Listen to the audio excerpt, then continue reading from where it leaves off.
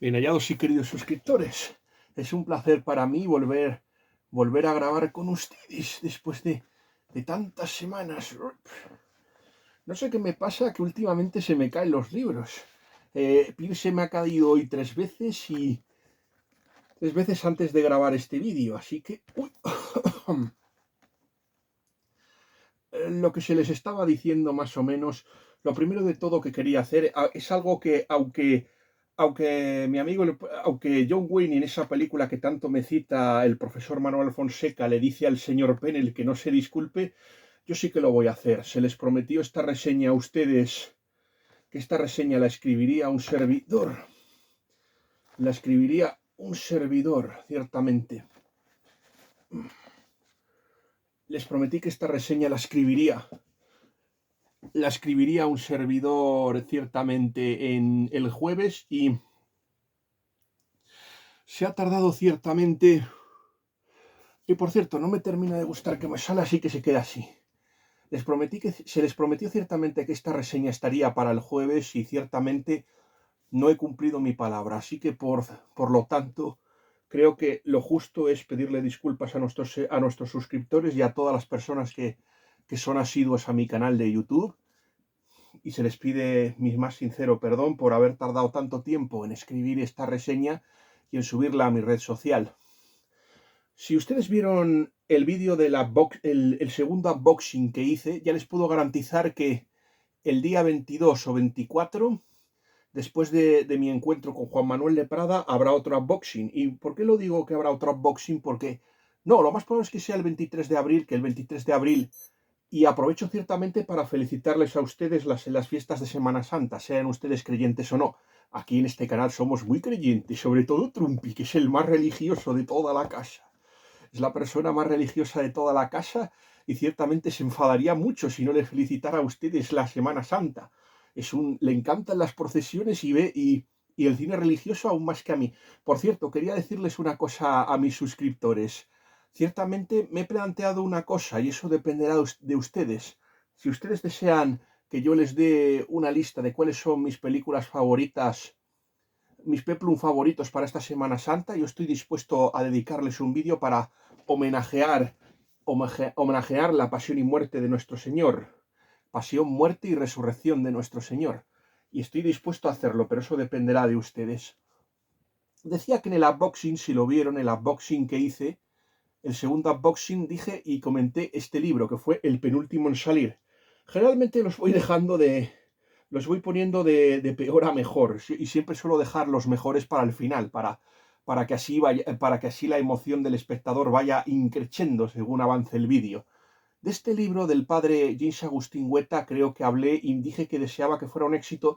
Creo que ya se hablará ciertamente al final de por qué deseo que el libro del señor James Agustín Hueta sea un éxito, pero se les puede decir ciertamente que les voy a hacer una confidencia a ustedes, mis queridos suscriptores.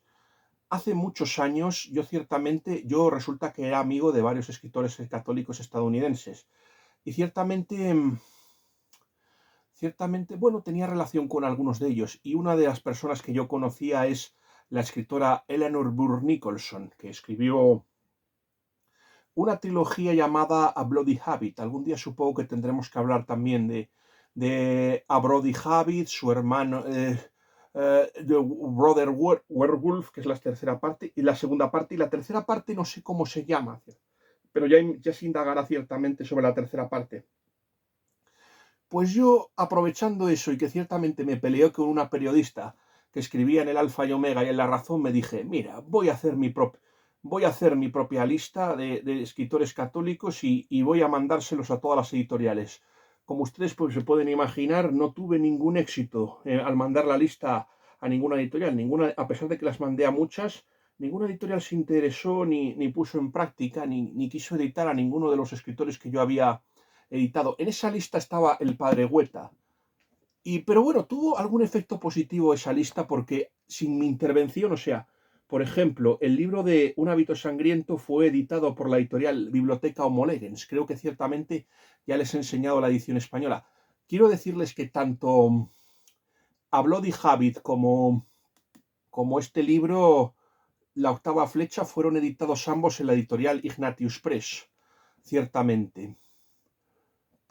Yo es que hay veces en que le digo, más o menos como he escrito en mi reseña, en que la vida te recompensa y ciertamente yo nunca esperé jamás que Un hábito sangriento se tradujese al español y me llevé una sorpresa extraordinaria cuando mi amigo Jaime Blanch me invitó a jugar a Jakub Fonsland, es decir, al juego de mesa de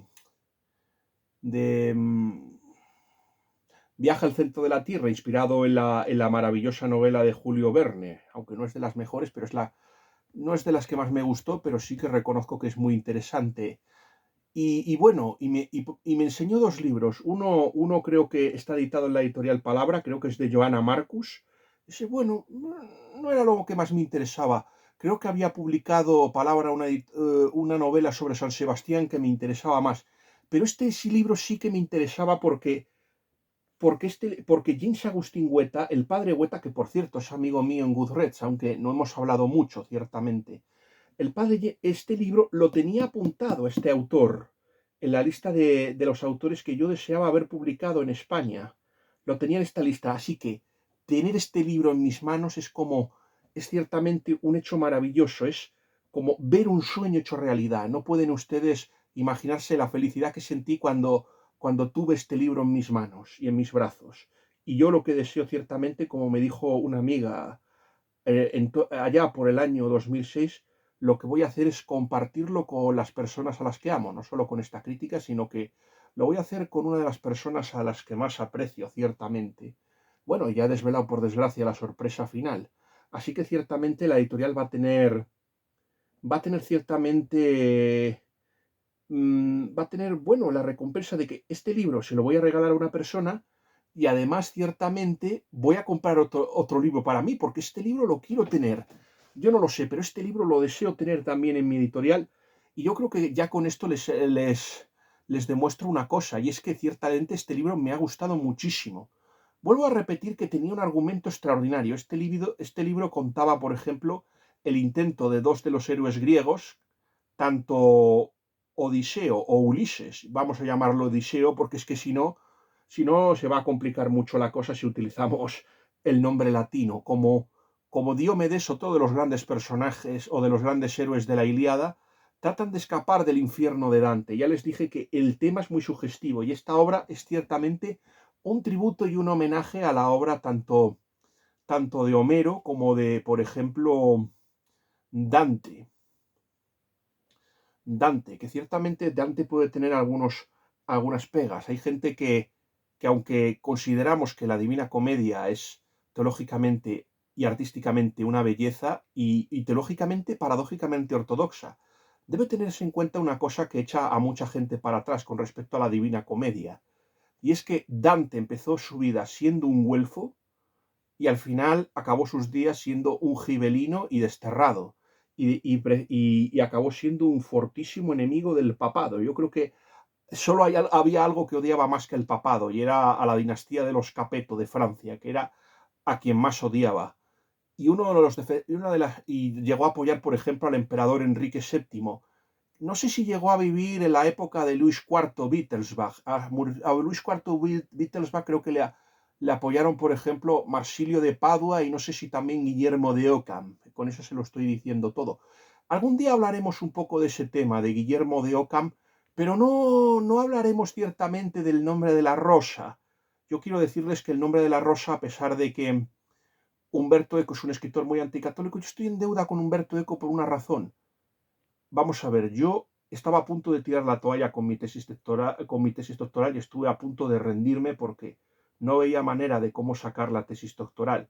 Y mi padre me aconsejó leer el último capítulo de Cómo escribir una tesis doctoral. Y ese capítulo me dio fuerzas para seguir adelante y continuar con mi tesis doctoral y poder terminarla. Y ciertamente, por lo que estoy muy en deuda con Humberto Eco. Quizás eso le alivia alguna de las penas que seguramente tenga que sufrir el semiólogo italiano. No, de la que vamos a hablar seguramente sea algún día hagamos una crítica de un libro que yo creo que está muy infravalorado y que debería tenerse mucho más en cuenta. Una novela que puede ser tanto una novela histórica como de ciencia ficción. y les estoy hablando de Eifelheim, de Michael Flynn, un libro que me aconsejó mi amiga Julie Davis y yo creo que ciertamente debería por lo menos tener un reconocimiento. También otro libro que me gustaría mucho escribir una reseña, porque yo creo que también tengo una deuda con él muy importante, es el libro del exministro Federico Trillo Figueroa. Me estoy refiriendo al Censor de Shakespeare. Algún día escribiremos una crítica de esa maravillosa novela, El Censor de Shakespeare, y la voy a subir al canal. Yo creo que es lo mínimo que le debo al señor exministro y también antiguo embajador en Inglaterra, por cierto. Vamos a ver, volviendo otra vez al florentino Dante. Ya sabemos que Dante optó por el imperio frente a la Iglesia Católica y murió en el exilio. Y ciertamente utilizó su obra para hacer algo imperdonable que yo creo que es muy feo. O sea, hacer el papel de Dios y juzgar a otros. Y esas personas no tuvieron nunca la capacidad de defenderse. ¿No? Igual que cuando Miguel Ángel pintó al que se encargaba al contable de las obras de arte del Papa, lo contó en el infierno porque no le pagaba con la prontitud y los deseos que el propio arquitecto y escultor y pintor florentino deseaba. Y dijo el Papa que por mucho poder que tuviera sobre el cielo y de la tierra, si Miguel Ángel le había pintado en el infierno, que él no podía hacer nada. Pues más o menos algo así. Esta novela se ha escrito con un fin, y es ciertamente reparar muchos de los errores que cometió, muchas de las injusticias que cometió Dante en esta obra. Se debe tener en cuenta una cosa, y es que ciertamente los escritores medievales no tenían un conocimiento de la Edad Media. O sea, vamos a ver, Odiseo ciertamente, esta novela, por ejemplo, no arranca con la idea inicial de que Odiseo habría muerto a manos del hijo adulterino que había tenido con Circe, en este caso con Telefogo, ni tampoco toma la idea de que Ulises al final, después de tantas aventuras, tuviese un final feliz al lado de su esposa. No, opta por una tesis un poco peculiar y curiosa. Y es que Odiseo siguiera con las aventuras, ciertamente, y tomase la decisión de cruzar las columnas de Hércules, algo que en aquel tiempo parecía un acto de hubris y de soberbia contra los dioses, y por esa razón habría sido castigado y condenado al infierno, ciertamente. Bueno, hay un debate muy interesante, porque hay gente que esta es la Divina Comedia, creo que ya no se lo he dicho, pero quiero hacérselo notar. Ha sido traducida por grandes escritores. Uno de ellos es Dorothy Leigh Sayers, esa escritora de novelas policíacas de las que creo que ya le he hablado, que fue una de las primeras mujeres graduadas y doctoras por la Universidad de Oxford. Ella empezó este proyecto, pues, inspirada, por ejemplo, por algunas obras de el Inklings Charles Williams, también amigo de C.S. Lewis y de J.R.R. Tolkien. Es decir, amigo no quiere decir que pensaran igual. De hecho, J.R.R. Tolkien y Charles Williams tenían enormes y notables diferencias, y con el paso del tiempo las diferencias, por ejemplo, entre J.R.R. Tolkien y C.S. Lewis aumentarían incluso más, ciertamente. Y lo que se les quiere decir a ustedes es que Charles Williams había escrito libros como El descenso de la paloma. Algún día, por cierto, hablaremos de otra reseña que también me gustaría escribir, que es la de Guerra en el cielo. Esa la tendré que escribir porque creo que no la tengo, y quizá releer. Pero las obras que yo creo que inspiraron a Dorothy Lee Sayers fueron la de El espíritu de la paloma, pero eso más bien creo que es una historia de la Iglesia. Bueno, la Iglesia creemos que la anglicana, porque Charles Williams no llegó a convertirse al catolicismo. Pero yo creo que es la figura de Beatriz la que yo creo que inspiró la pasión de Dorothy Lee Sayers por la Divina Comedia. No sé si la autora solo llegó a completar la traducción del infierno, y tuvo que ser su amiga y biógrafa Barbara Reynolds la que tuvo que terminar la traducción de la obra de Dante. Por ejemplo, esta obra también ha sido traducida por el profesor Anthony Solen, y creo que la traducción del profesor Anthony Solen, que por cierto, estamos discutiendo en el Catholic Book Club, todavía ustedes tienen tiempo de participar en la discusión, solo hace falta que se hagan miembros del Catholic Book Club, ya les digo, es gratis, no pasa nada si ustedes se hacen miembros, luego lo pueden dejar si quieren, sin ningún coste ni remuneración. Eso sí, hay que saber hablar inglés, eso sí, o mejor dicho, escribir en inglés.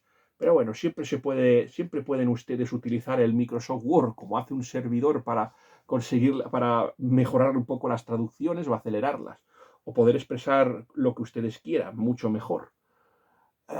Pues estamos discutiendo de un libro llamado Sex and the Unreal City. Y bueno, también quería hacérselo notar. Hay una polémica, creo que ya se les ha dicho, con el tema de la Divina Comedia frente el Beowulf. Por ejemplo, Dorothy Lee Sayers defendió la Divina Comedia y J.R.R. Tolkien se mostró muy crítico con la Divina Comedia por lo que ya se les había dicho, porque le parecía un panfleto político en el que ciertamente Dante se dedicaba a atacar a sus enemigos, y ciertamente Dante no es que fuera una persona justa ni ecuánime a la hora de juzgar a sus enemigos. O sea, consideraba que era un libro escrito por las más bajas pasiones. Y en cambio, J.R.R. Tolkien prefería, por ejemplo, el Beowulf. Pero, los detractores del Beowulf, ¿qué decían acá, en cambio? Pues los detractores del Beowulf decían que era una obra pagana y que no tenían por qué aprender nada de una obra por una obra que saltaba a un rey pagano. Lo que más o menos no se sabe es que muy presuntamente el autor del Beowulf sea un monje sajón, y que ciertamente lo que estaba haciendo era cristianizar a una figura pagana. Y es más o menos lo que hace también, por ejemplo, el escritor Paul Anderson, por ejemplo, con una saga que me parece que no sé si me parece que la editorial Runas, que fue un sello editorial de otra editorial, me parece que llegó a editar. En esa saga de Holcracky recontada, pues es lo primero, una mujer pagana pues cuenta delante de un rey cristiano y del obispo por los hechos de un rey, para aprender de él y de sus aciertos y de sus errores. Y esa era la finalidad del Beowulf cuando se escribió. Por ejemplo, por eso Robert Zemeckis, por ejemplo, en su, en su película por ejemplo, del Beowulf, lo que hizo ciertamente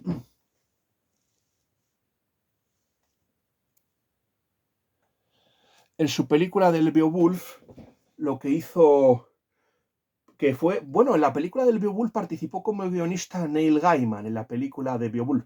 Perdonen que me haya levantado, es que estamos con la batería del móvil un poco baja y ciertamente quería saber si nos iba a cortar la transmisión del vídeo antes de tiempo y hubiera tenido que recargar el móvil. Ya sabe que no quiero que se agote la batería, porque si luego yo creo que el anterior móvil que tuve a este, yo creo que se averió por culpa de hacer una recarga mal hecha. O sea, por eso tengo que tener mucho cuidado con que se agote la batería. Pero lo que se les quería contar a mis suscriptores es que la película, por ejemplo, bueno, hay varias, o sea, está la versión de Christopher Lambert, que es horrorosa. Yo creo que no se le ha hecho justicia al Beowulf. Y eso que a mí el último tercio de la película de Beowulf, cuando empieza a aparecer Finn, por ejemplo, yo creo que a partir de ahí mejora la película. Hace una cosa que es meter a algún personaje, por ejemplo, que no estaba, y sobre todo acentuar el carácter cristiano de la saga del Beowulf. O sea, que después del paganismo esté sucedido por el cristianismo. Y ya ciertamente, pues Beowulf tiene ya casi una amante cristiana. O sea, más o menos eso es ya lo que se introduce en la película. A mí me gustó y eso quería hacerlo notar. O sea, la transición pacífica de uno a otro. Quiero recordarles que el cristianismo no empezó a convertir a los paganos por la fuerza hasta la época de Carlomagno. Eso deben tenerlo ustedes muy... Que se haya sido muy duro con los herejes y que se haya que se haya, por ejemplo, tenido el caso de Hipatia también, pero quiero recordarles que el caso de Hipatia, lo que pasó es que esta mujer intentó y conspiró para elegir a un obispo que a ella le gustaba, en lugar del que había elegido el pueblo, porque en aquel tiempo los obispos se elegían era el pueblo quien los elegía y lo que se estaba tramando era algo inaceptable. Si ciertamente esta mujer hubiera vivido en nuestra época, se la habría considerado una golpista. Y es así, y hay que decirlo. A la señora Hipatia no se la mató por sus opiniones científicas ni por ser pagana. Se la mató por interferir en unas elecciones. Vuelvo a repetir que no estuvo bien hecho lo que hizo esta señora, pero vuelvo a repetir que no se la mató por ser pagana ni por ser una científica. Y es muy curioso que la gente hable ciertamente de la crueldad de los cristianos con los paganos y en cambio no hable, por ejemplo, del martirio de Santa Catalina de Alejandría, que era tan científica como la señorita Hipatia, pero como la mató Diocleciano, aquí nadie dijo nada. Eso es lo que, eso es lo que les quiero decir. Y por supuesto, sí que ha habido también gran intolerancia entre cristianos y judíos, pero vuelvo a repetir que ciertamente conversiones de paganos a la fuerza tenemos que esperar al siglo IX. Y ciertamente, ¿cuál de las dos obras debe leerse? Tanto o la Divina Comedia o el Beowulf. Yo creo que las dos.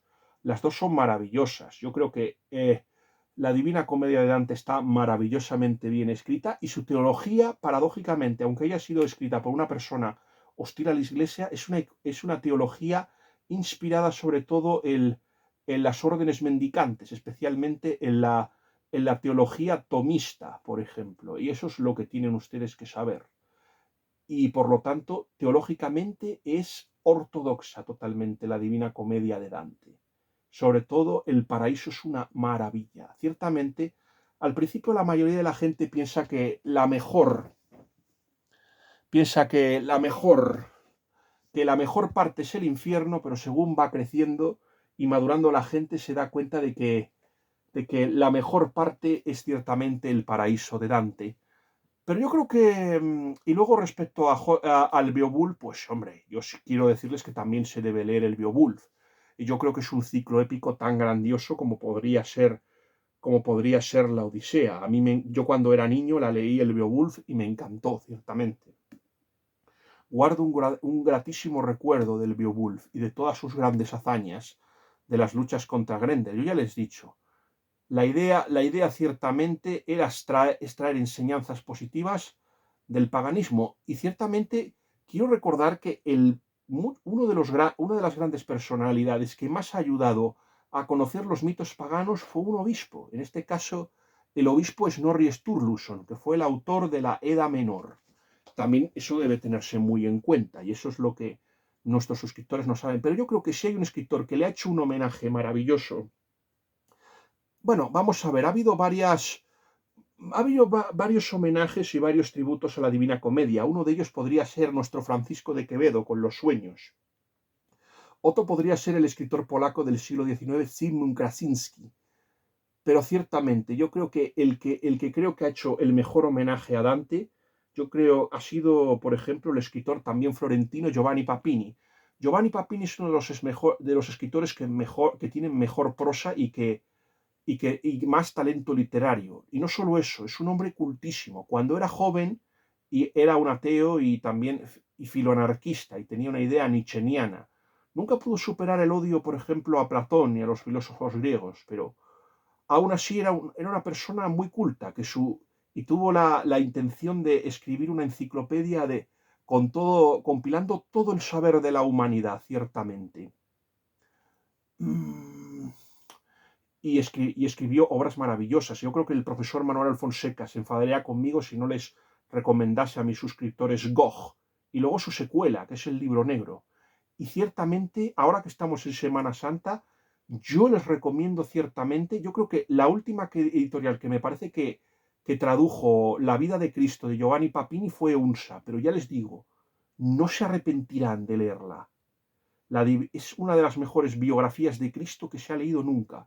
Pero la obra que ciertamente homenajea ciertamente a Dante son dos. Una es El juicio final, que es un intento ciertamente por parte del autor florentino de juzgar a toda la humanidad. Quiero recordarles una cosa. Dante empezó siendo un nihilista, una persona obsesionada por la violencia y acabó abogando por la salvación universal, o sea, la herejía origenista.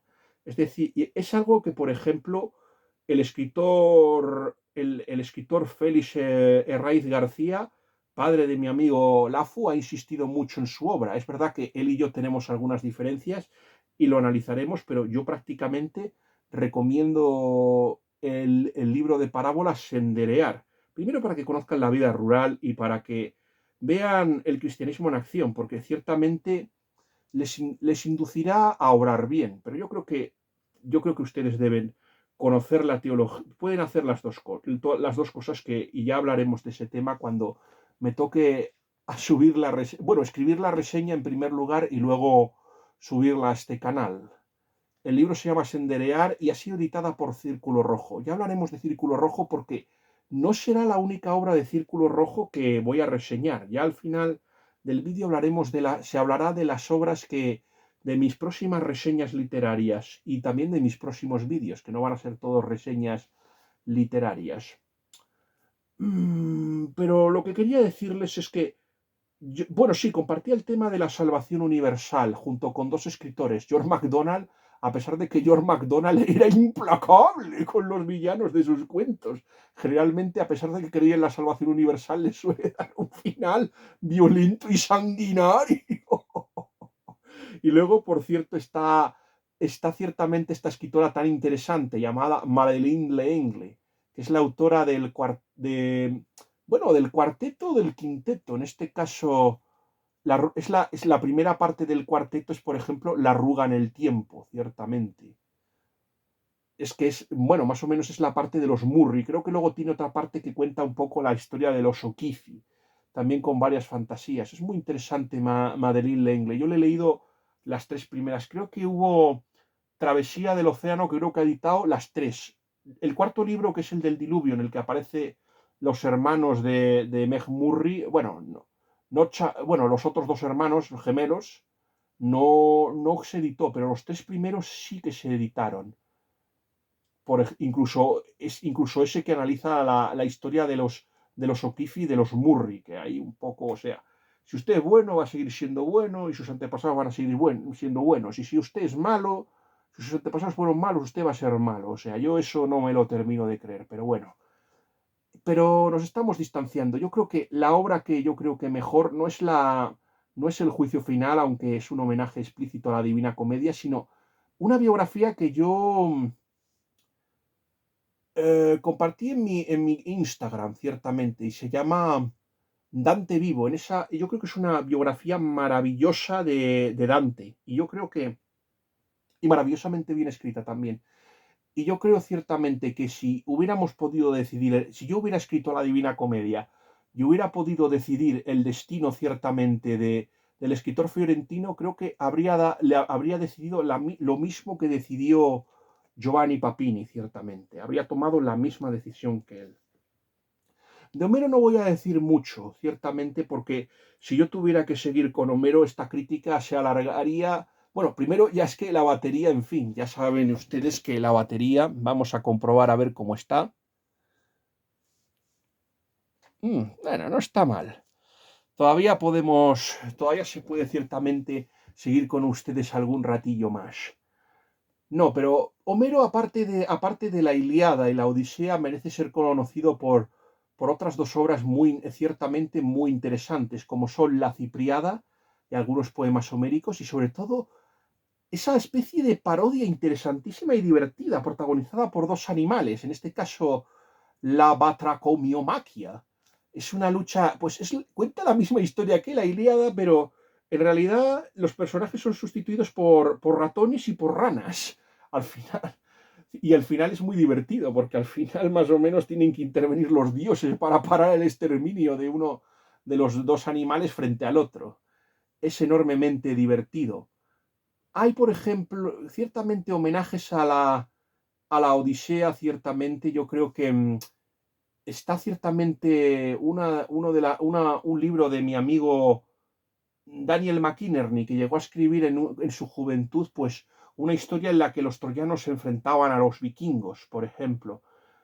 El escritor, por ejemplo, el escritor de ciencia de ficción Ralph Aloysius Lafferty, que escribió una especie de Ulises espacial llamado Solomas del espacio, ciertamente, de Odisea espacial, francamente muy divertida y que yo personalmente les recomiendo. Se me había olvidado decir que Larry Niven y Jerry Pournelle habían escrito, por ejemplo, también su propia visión de Dante. Eso ya se me había olvidado decirles. Y mi hermana me mataría si ciertamente a ustedes no les citase una novela que le gustó mucho. Ahora que yo estoy leyendo El pájaro abarraganao. Espera, ¿era el pájaro espinete? No, era el pájaro espino. Ciertamente mi hermana creo que se enfadaría mucho si no les hablase de una novela que les gustó mucho a ella, que se llama ciertamente Canción de Troya. Dentro de lo que cabe es un gran homenaje, no como por ejemplo La arena de Margaret George, que por ejemplo no le gustó nada, ni tampoco ciertamente la saga de Marion Bradley Zimmer, que es una autora pre-woke. Y si quieren saber cómo era Bradley Zimmer, pregúntenle a su hija Moira Gilliland, que les contará largo y tendido de esta mujer, de Marion Bradley Zimmer, esa escritora sobrevalorada con esa super merisus que tenía. Super merisus que tenía la señorita. Y bueno, ciertamente yo creo que ya se puede ciertamente hablar. A mí una de las cosas que me gusta de esta novela de James Agustín Hueta, por ejemplo, es ciertamente que antes de todo aparece una especie de protoescritor de esta obra. No, se supone que es un contemporáneo de Dante, no nos dicen quién es. Yo en un principio pensaba que podría ser Homero, ciertamente, pero no es Homero. Hay otra cosa que quería decirles antes de seguir con esta novela. Me gustaría recomendarles una secuela de la Odisea que escribió un escritor que a mí me gusta, o que a mi abuelo le gustaba mucho, y a mí también me gusta. Ciertamente, creo que ya he hablado mucho de la hermandad de Henry Rider Haggard, que contaba la historia, por ejemplo, bueno, del líder de la secta de los asesinos, Sinan, del segundo líder de la secta de los asesinos. Ya saben que el primero fue Hassanin Shahbaz, y bueno, y el segundo, bueno, no el segundo porque la secta siguió, pero más o menos el segundo gran viejo de la montaña es Sinan. Pues ciertamente Henry Rider Haggard, aparte de las minas del rey Salomón y ciertamente Alan Quatermain, escribió una secuela de la Odisea muy interesante junto con Andrew Lang. También escribió una saga de vikingos, por si les interesa, Eric de los Ojos Brillantes, pero deseo hablarles de ciertamente de la secuela que escribió porque Roger Lancelin Green me ha hablado maravillosamente bien de esa novela. Se llama El deseo del mundo y cuenta más o menos la historia, o sea, cuenta como un odiseo que regresaría a casa, se la encontraría quemada y con Penélope y Telémaco muertos y habría marchado a Egipto en busca de Helena. Y hay que reconocer que esto también lo cuenta aquí James Agustín Hueta, el amor que sentía Odiseo por Helena. De hecho, pretendió su mano, aunque la consiguió finalmente Menelao. Aquí se cuenta mucho de esto. Cómo, cómo acabó el tema de Helena y cómo acabó en manos casándose con Menelao en lugar de con él. O sea, ella pensaba que si le daba libertad le acabaría escogiendo a él, pero al final acabó optando por uno de los hombres más favorecidos. En este caso, el segundo hermano, aunque no tenía un trono propio, al final lo acabaría teniendo porque se casó con Helena, pero era rico porque Micenas era una de las ciudades-estado de los aqueos más ricas.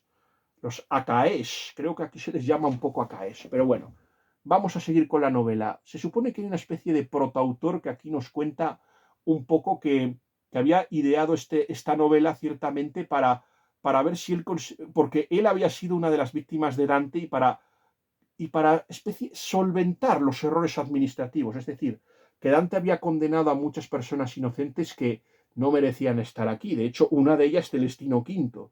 Quiero recordarles que Celestino V es una víctima de la rapacidad y de la crueldad de su rival y enemigo, Bonifacio VIII, que acabaría siendo también luego papa y que le habría obligado a renunciar. No fue uno de los primeros papas en renunciar, porque eso creo que fue no sé si un Clemente por el siglo I, el primero en renunciar, o no sé si, creo que fue Clemente el primero uno de los primeros papas en renunciar. Luego está el caso del Papa Silverio, otro que se vio obligado a renunciar, porque a la señorita Teodora, la emperatriz y la esposa de Justiniano, le dio por ahí, le salió de ahí, como diría Bart Simpson, le salió, o John Goodman, no sé quién de los dos se le ocurrió la idea, porque le salió de ahí a la señora y había que elegir a Virgilio. Pero bueno, una de las víctimas de la tiranía fue de la tiranía de la señora Monofisita, de la emperatriz Monofisita, fue el pobre San Silverio, y luego está Celestino V. Ciertamente, o sea, el problema de Dante es que el precepto de no juzguéis y no seréis juzgados, y dejar que esa tarea a Dios me parece a mí que tomó la, tomó la decisión de más o menos hacer el papel de Dios, y eso, en fin. Mm, Escribió una obra maestra maravillosa y por eso se le puede perdonar muchas de sus faltas, pero fue un poco cruel en eso. Esta historia a mí lo que me gusta es ciertamente que, aparte de que fue escrita por un protoescritor, que yo me he especulado por su identidad, no sé si fue Boccaccio, si fue Petrarca o si pudo ser Cavalcanti o alguno otro de, yo qué sé, alguno de los escritores, quizá el maestro de Dante. Pero a mí lo que me gusta de esta novela es que empieza ciertamente con Odiseo y Diomedes ahí ardiendo en las llamas y siendo visitados en un principio por Virgilio y por Dante. Quiero decirles una cosa. Lo primero de todo es que que Virgilio y Dante van a ser los únicos personajes no griegos que van a aparecer en esta novela. Ni Odiseo ni Diomedes van a conocer a ningún personaje que del futuro, ni del pasado, ni que sea de otra etnia, aunque ciertamente cuando visiten el limbo verán personajes de otras razas, pero ninguno famoso ni conocido, ciertamente. Y entonces me parece muy bien que empiece donde les deja ciertamente Dante. Y luego entonces aparece ya un personaje que parece que es Atenea, se llama Atenea Pártenos. De hecho, Pártenos significa virgen.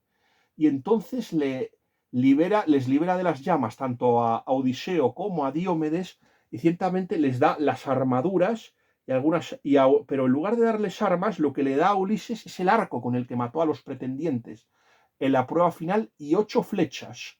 Y les dice, y aparte de llamarlo mentiroso, urdidor de engaños, ladrón y adúltero, y sobre todo lo último, que es lo más sospechoso, que le llame pagano, o sea, la diosa Atenea que le llame pagano a Ulises, a Odiseo, pero ¿cómo? Bueno, en fin, esto yo creo que les hará sospechar la posible identidad. A mí es una cosa que me gusta, y es que ciertamente James Agustín Hueta haya tomado, en lugar de considerar que los dioses puedan ser demonios, bueno, seguramente lo sean, pero quiero decirles que también Dios puede servirse y utilizar los rasgos de los dioses. Yo creo que esto va un poco en la línea, no sé si ustedes leyeron La Última Batalla con la historia de Mez. Considerar que todos los servicios, si usted verdaderamente ha sido leal a los dioses y no ha violado ninguna de las reglas del cristianismo, pero les ha sido leal a los dioses, todos los méritos que usted ha hecho a los dioses, en realidad se lo ha hecho al Dios verdadero, o sea, a nuestro Señor Jesucristo o a Dios, ciertamente.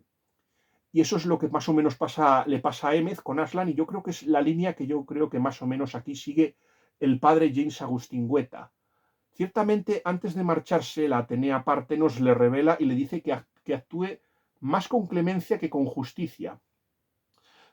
Este Ulises, más o menos, es un héroe, pero más que un guerrero, que esa función más o menos la tienen más Diomedes, Ayas, por ejemplo, y Aquiles, más que un héroe, en este caso estamos ante un pícaro, ante un hombre que se vale de ardides, de astucias y de mentiras para conseguir lo que quiere. Luego ya veremos cuál ha sido el modelo, porque ciertamente es verdad que Ulises, más que un mentiroso, yo creo que es una persona astuta, calculadora, es taimado, pero es verdad que a veces puede recurrir a las mentiras, pero yo no creo ciertamente que sea un mentiroso. Yo creo que esto lo ha hecho por otra razón que luego se explicará un pelín más adelante. En un principio, Odiseo ciertamente lo que hace, porque esta obra se ha escrito para contrarrestar a otra, pero lo que hace Odiseo ciertamente en un principio es cuestionarlo todo. Atenea le dice más o menos que no abra la puerta de hierro, y es lo que intenta hacer, aunque al final decide más o menos seguir la voluntad. En este caso parece que Diomedes en un principio es el contrapeso, mientras uno es una persona así más con una moral más elástica, en este caso Odiseo. Diomedes, por el hijo de Tideo, es más o menos es el típico héroe recto, que no cuestiona nada, que cae mejor a la gente. De hecho, Diomedes es uno de los personajes favoritos de Homero y llegó a herir, por ejemplo, a la diosa Afrodita. Ciertamente, la llegó a herir. A mí lo que ve, y ciertamente esta obra también tiene una gran deuda, por ejemplo, con el escritor George MacDonald. Por ejemplo, el encuentro con el ángel gigante, que en este caso se llama Ignotus, que por un tiempo les acompañará durante el inframundo. A mí lo que me gusta ciertamente es que cada vez que Odiseo emplea una flecha, está igual que el maravilloso cuento de G.K. Chesterton de los tres instrumentos de muerte, lo que hace ciertamente, esto no se hace para matar ni hacer daño, las flechas van a ser el instrumento de la redención del personaje. Aunque esta obra se llama La octava flecha, en realidad Atenea le ha dado 7 flechitas a Odiseo, y este Odiseo las va a utilizar, y lo que va a hacer, no solo va a hacer esta labor, la va a hacer la visión de la providencia divina. Yo creo que el autor ciertamente ha escrito esta novela para redimir a Ulises perdón, o a Odiseo de las cosas que yo creo que hizo mal, por ejemplo. La primera flecha por ejemplo, cómo lo que hace con Caronte está muy bien. La segunda, cuando llegan al limbo, es también muy bonito lo que hace. En el limbo, por ejemplo, se encuentra con Anfinomo, con Homero, y también se encuentra también con Anfinomo de Niso. Es el único pretendiente que se portó bien con Ulises y que le ofreció comida, y al que Odiseo, en un intento de salvarle la vida, le dice que se marche, pero ciertamente Anfinomo de Niso no le hizo caso. Yo creo, cuando escribí mi crítica de la Ilíada, yo dije que de la Odisea, quiero decir, dije que había 2 pretendientes a los que hubiera perdonado la vida. Uno era Anfinomo de Niso, y el otro era el sacerdote. Pero yo vuelvo a repetir que no, la culpa aquí, el autor no entra mucho en detalle, pero para mí la culpa de la matanza de los gorrones o de los pretendientes, de hecho, para mí el único fallo que tiene la Odisea es que la parte que nos gusta a todos es la parte de aventurilla. Es decir, por cierto, que no lo dije, pero la Odisea ciertamente ha tenido adaptaciones cinematográficas maravillosas. A mi hermana no le gustó, pero la de Camerini estuvo muy bien, con Kirk Douglas. Luego tenemos la miniserie con Greta Scacchi y Armanda Sante, que a mí me gustó muchísimo, y a mi hermana también. Y yo creo, y por ejemplo, Ulises también fue interpretado también por 2 grandes actores, como son Sean Bean en Troya. Yo creo que fue de lo mejor, junto con Eric Bana y un Brian Cox, que estuvo maravilloso como Agamenón, aunque en lugar de Agamenón más bien parecía George Bush incitando a los griegos a tomar Irak y echar a Saddam Hussein, es decir, a Saddam Hussein Príamo. Bueno, pero luego, por ejemplo, Arnos Boslo, en un relato inventado, más o menos cuenta la historia de un Odiseo que más o menos acaba en una especie de isla de la niebla, y está muy bien interpretado por Arnold Boslo. Y yo creo que le pega mucho el papel de Ulises, aunque yo creo que mi hermana no estaría muy de acuerdo con mi elección. Y no podría estar completa esta crítica si no hablase ciertamente de la gran adaptación que está haciendo el director británico Christopher Nolan. Creo que sería muy injusto no acabar.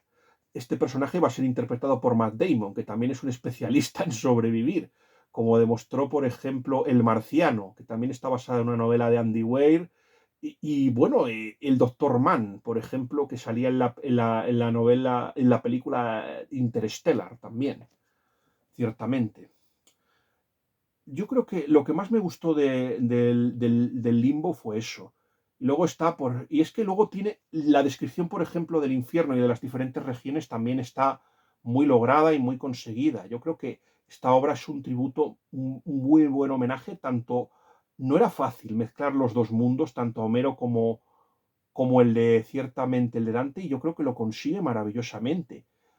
Los monstruos nos das miedo, por ejemplo, el famoso Minos, como por ejemplo la Medusa, o sea, el Minotauro, que también se le menciona, los centauros, o sea, los gigantes como Gerión o Acteón están muy logrados.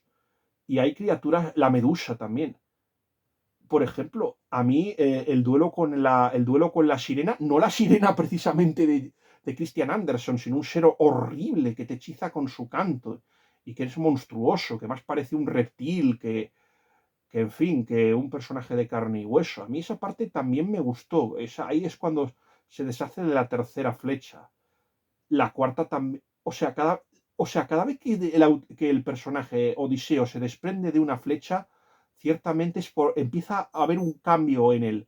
Es muy interesante también, por ejemplo, cómo empezó a convertirse en un mentiroso. O sea, empezó siendo de niño. Es un personaje que nos lleva un poquito más en la línea de Loki, ciertamente. De Loki, ciertamente. Aunque luego ya se dirá que yo creo que para mí Ulises es el contrapunto de otro personaje literario del que ya se hablará un pelín más tarde y que esta obra trata de rebatir, que de hecho se escribió para precisamente combatir el influjo maléfico de una obra muy, muy interesante, bueno, una obra que ciertamente ha hecho muchísimo daño, pero que nuestra élite y nuestra inteligencia ha intentado convertirla en uno de los libros de cabecera y en uno de nuestros libros de culto. Ya se hablará un poco más tarde. También me gustó mucho la parte, bueno, pues la parte de Elena, por cierto, es que creo que les hablé de el deseo del mundo. Y yo creo que la parte de esa historia de Helena con Odiseo creo que bebe mucho de la novela de Rider Haggard y de lo que nos cuenta. También me gustó mucho la aparición de Proteo, que es una especie de mago que podría haber sido como el Atlante de este libro de Ludovico Ariosto, que es el Orlando Furioso. Podría haber salido de ahí ese maravilloso de ese personaje. Me recuerda un poquito a eso. De Proteo leí una novela de Morris L. West que no me gustó mucho, de un industrial americano que como a un yerno suyo lo secuestra la dictadura argentina de Videla, pues al final se acaba convirtiendo en una especie de terrorista. Yo no sé qué relación tenía Proteo con el engendro que escribió Morris L. West. Es también muy interesante la parte, o sea, más o menos llegan a la conclusión de que una de las etapas del viaje consiste en encontrar a Ayas para que ayude a Diomedes y a Odiseo. Es muy interesante también la relación entre Odiseo y ciertamente Diomedes, que yo creo que se va a sentir, que yo creo que se empieza siendo el personaje ejemplar Diomedes y ciertamente mientras uno mejora el otro va empeorando. Y es curioso que el motivo es muy interesante. No les voy a desvelar aquí cuál es el motivo. En mi crítica en Instagram sí que lo hice, pero es un motivo muy humano por el que al final Diomedes se le acaba volviendo en contra a Odiseo. Es muy interesante. A mí una de las cosas que más me emocionó fue la parte de los centauros, cuando se encuentra, por ejemplo, con Quirón y el tema de la quinta flecha, que tampoco les voy a desvelar, y sobre todo el sentido del humor que muestra este autor. Aparte de ser una persona que escribe maravillosamente bien, este hombre es un arqueólogo, creo que ya se lo he dicho. Aparte de monje benedictino, es un arqueólogo y un hombre muy sabio. Aparte de eso, es que es un hombre aparte de ser muy culto, de escribir maravillosamente bien, este hombre tiene una virtud y es un sentido del humor desbordante. O sea, por ejemplo, un tío serio no habría dicho que ciertamente en lugar de ir al bosque de los suicidas, donde tienen que buscar a Ayante o a Ajax, yo voy a llamarlo Ajax, aunque aquí lo llamen Ayante, o sea, alguien muy serio no habría dicho bueno, que preferirían ir al bosque de las mujeres ninfómanas o al bosque de las almohadas. Una de las cosas que más me gustó es el reencuentro de Odiseo con su perro Argos, dándole al personaje humanidad, ciertamente. Una humanidad que a lo mejor no está tan explícita en los textos de Homero, aunque sí que se nota que es un personaje bastante humano. De hecho, de los héroes griegos yo me atrevería a decir que Odiseo es quizá, sin ninguna duda, el héroe más humano de todos y yo creo que con el que más empatiza el mundo moderno. A mí la parte con Gerión también me gustó mucho. Y también la reconciliación de Ayas. Recordemos que Odiseo le había hecho la Pascua. O sea, prácticamente los dos codiciaban la armadura de Aquiles. Y los dos la querían. Ya saben que Aquiles fue muerto por Paris a traición. Y los dos batallaron por ver quién. Al final, Ajax se acabó volviendo loco y empezó y amenazó ciertamente con. Perdonen ustedes, pero voy a tener ciertamente, no voy a cortar, pero voy a tener ciertamente que hacer esto. Ya está, ahora podemos seguir todo lo que queramos.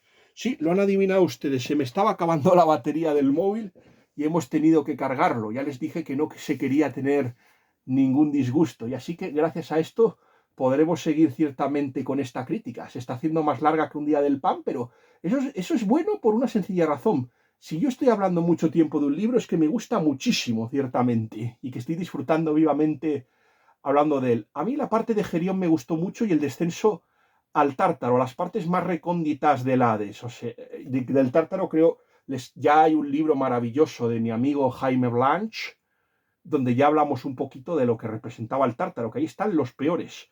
Ojo, que no vamos a ver, no, si ustedes tienen, no, tranquilos, no se encontrarán ustedes ni con los gigantes, ni con Tifón, ni con Equidna, ni con ninguno de esos monstruos horribles, ni tampoco vamos a ver a los peores, ni a Sísifo, ni a Isión, ni a las criaturas más malvadas de la Odisea. De hecho, tengan en cuenta que este es el infierno de Dante, o sea, que no es el Hades. Por cierto, hay una novela muy interesante. Sí, a ver si la tengo por aquí, que es muy interesante. No lo he dicho en mi crítica. Sí, aquí está. También era un homenaje explícito, en este caso, al mito el tema de los mitos griegos. Quiero recomendar la novela de mi amiga Marta Luján. Hoy estaba hablando con mi amiga Ana M. Luján, la autora de... Mira, vamos a sacarla también. A mi amiga Ana Luján. Bajo tus alas. También quiero recomendarles este libro, también. Bajo tus alas. Quiero también recomendárselo aquí. Me parece que una de las cosas que voy a hacer es escribir pronto una reseña también de Bajo tus alas. Tendré que rescatar mi crítica en Goodreads para poder hacerlo, pero es algo que me gustaría mucho hacer. Pero El Guardián de la Llama, aparte de que yo participé yo fui uno de los lectores beta antes de que el libro se publicase, pero tenía también un homenaje a la cultura griega y yo también quería, en este caso, el mito de Orfeo y Eurídice, y también por eso quería sacarla a relucir. Eso no lo conté en mi crítica, pero he querido hacerlo en esta reseña que al fin y al cabo pienso que perdurará para las futuras generaciones que vean, que rescaten los vídeos de YouTube y que rescaten los vídeos de este humilde servidor, si es que algún día la posteridad se acuerda de mí. A mí esa parte me gustó, el encuentro con los malebranches o esos diablillos que aparecían ahí con esos, con esos nombres y que eran unos mal hablados. Y también, bueno, hay una parte que yo creo que sí que le podríamos criticar al autor, que es cuando que el autor se bifurque y, por ejemplo, vaya a buscar lo que acaba provocando la ira, por ejemplo, de Diomedes. Hay momentos en que el personaje va solo, otras veces se separa, por ejemplo, de Diomedes y de Proteo, A mí el tema de los pactos también me gusta. Y este infierno me ha recordado mucho, pues por ejemplo, al de la saga de Baldur Gates. En este caso, a mi juego favorito, Shadow of Am.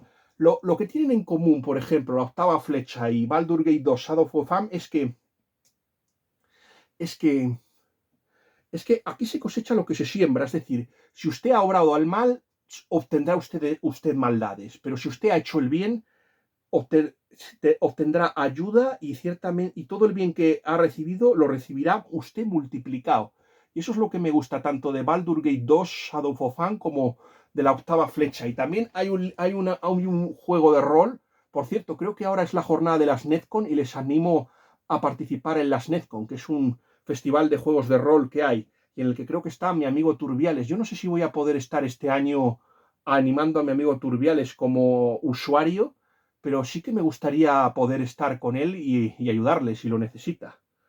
Aunque no creo que me dé tiempo porque ya saben que voy a estar muy ocupado esta Semana Santa.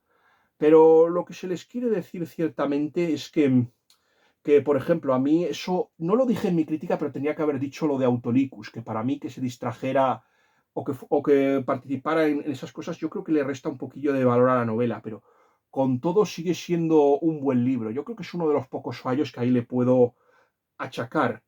Ciertamente, yo en el tema de Hades también sí que me gustaría criticarlo. Es verdad que es ver, Hades no es el más terrible de los dioses. Es verdad que se ha identificado con ustedes ya saben quién. Y no les quiero tampoco decir mucho de esa trama porque ciertamente, porque tampoco les quiero contar la novela, pero a mí me gusta ciertamente mucho el final, muchísimo el final. Sí, también me gusta mucho lo de Acteón, la broma que hace Acteón y cómo consigue convencerlo para que pasen al corazón del infierno.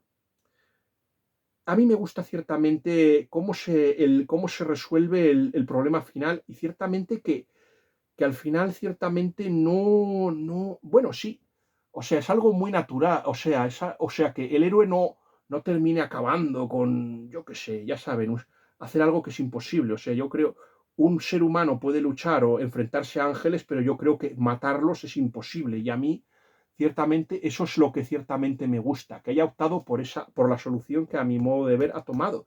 Yo voy a decir una cosa, y para mí este final queda abierto, y a mí me gustaría ver ciertamente a Odiseo recorriendo también el purgatorio y también ciertamente llegando al cielo. A mí me gusta que el final de esta obra se corresponda ciertamente con el infierno de Dante.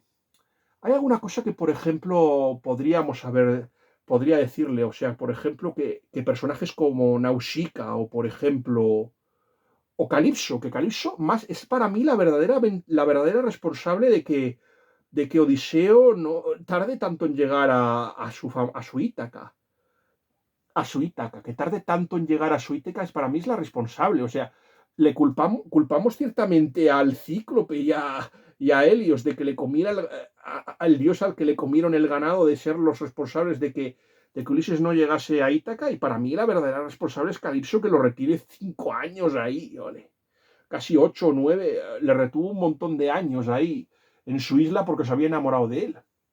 Es que me sorprende que ni Nausicaa ni Nausicaa, que tuvo un papel importante, que en realidad es la protagonista, por ejemplo, de la visión gnóstica de la Odisea, que es la hija de Homero. Ya saben cómo es Robert Graves, ciertamente. Ya saben que tiene una versión muy alternativa que es casi gnóstica. Por ejemplo, sobre el gnosticismo, yo les recomiendo el libro el penúltimo vídeo del youtuber, el Gran Patriarca, que hace una disección perfecta de cómo está influyendo el gnosticismo en las producciones de Hollywood. Se lo recomiendo muy vivamente.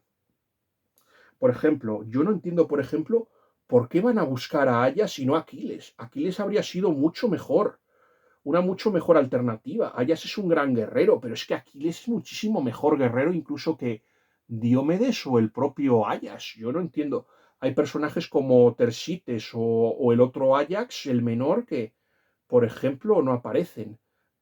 Y también, bueno, ya lo que se les dijo, que ciertamente no veamos si es el infierno de Dante del que huye, no veamos a Ulises alternar con ningún personaje ciertamente que no sea griego. O sea, salvo Virgilio y Dante al principio, no le vemos alternar con personajes de otras civilizaciones ni de otras épocas. Eso me ha chocado mucho. Es verdad que el autor quería hacer un homenaje a la cultura griega, por cierto. También es muy interesante el análisis que hace el autor de cómo era la moral de la Grecia precristiana. Y todavía no habíamos llegado a la era axial, cuando Sócrates cambia el corazón de los griegos, igual que, por ejemplo, Zoroastro lo hace con los persas. No hemos llegado todavía a esa época que describe Manuel Alejandro Rodríguez de la Peña, por ejemplo, y que más o menos esos profetas que no son cristianos, pero te van a acercar mucho al cristianismo. Y aquí se ve ciertamente cómo es la moral de la época clásica, que tienes que hacer con el invitado, tienes que ser bueno con el invitado, tienes que ser implacable con tu enemigo, tienes que ser un gran guerrero, tener riquezas. O sea, el Times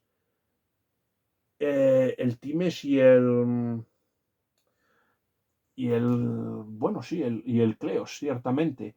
A mí, pues, eso está muy bien, muy logrado y es muy curioso. Esta obra me ha gustado mucho. Este hombre es la única novela que creo que tiene. Ciertamente había escrito una biografía de George Radler y había hablado también de las reglas de la humildad, pero este era el libro que yo quería leer y francamente creo que esta obra me ha satisfecho y por ese motivo se la voy a regalar a una de las personas que más aprecio y más estimo. De tal forma que la editorial Érase, por cierto, de la editorial Érase, aparte, me ha hablado también mi amigo Jaime Blanch de la segunda, del segundo libro que ellos han editado, que Érase una reina. Ciertamente voy a seguir los pasos de la editorial Érase con mucho interés y aparte de esta, y les prometo que voy a adquirir la segunda novela de Érase una reina de Sarah Arthur. Y para terminar, mi crítica le doy a esta novela un 5 sobre 5, es decir, la máxima nota y podrá concursar.